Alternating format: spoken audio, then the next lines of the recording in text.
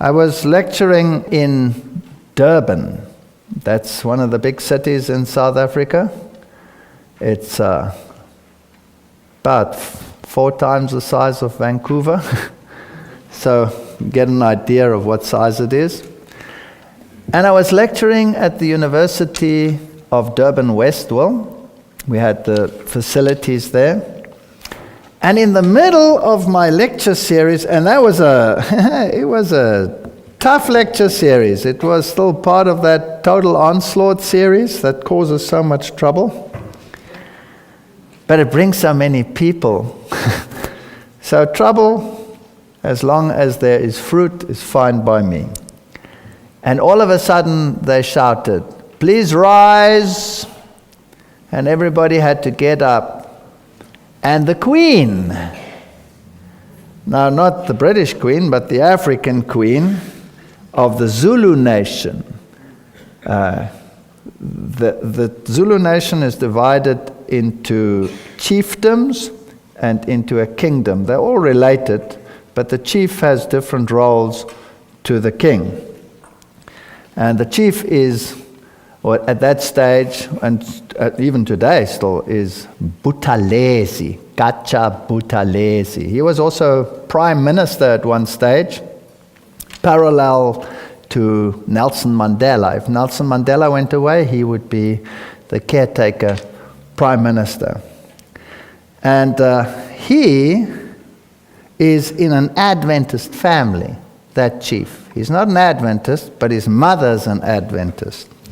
Now, politically, it's probably not expedient for him to be an Adventist.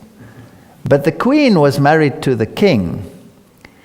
And the Queen is one of his 21 wives. They must understand it works like in the time of Esther. If the king calls and you resist, that's the end of you. You have to accept that. That's just part of it. But she arrived with her whole entourage in African dress, and she sat in the front row. And her name was Queen Mfonte. And she was a Seventh-day Adventist.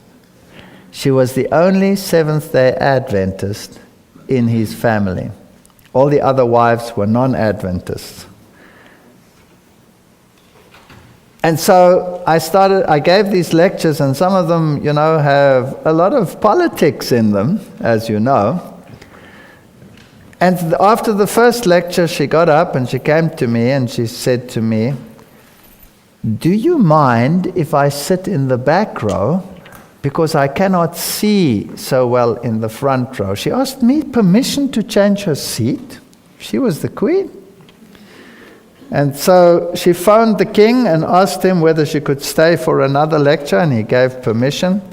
Now, when that queen comes in, she doesn't come in by herself. Her bodyguards are there, about 5 or 6 bodyguards.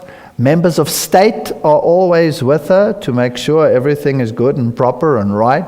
So here was a whole entourage of high government officials in that meeting. And at the end, she asked me and she said, "This message should go out to the entire world. It should be on every national television, because I am in the inside and I know that these things are true. And will you please send me a complete set of your DVDs, because I want our ruling echelon to know what this is all about." We sent it to her, but from then on you're working with public officials, so whether she actually got it or not, I do not know. But I do know that since then, I've had occasion to speak to the chief of police. I've had occasion to speak to very high government officials. I also know that this message is in the highest levels of governments in the world. It's in the highest embassy levels of the world. There are whole dossiers on this message at the highest levels in the military, Even the soldiers in Iraq watch these messages. Don't underestimate God and how He works. Thank you.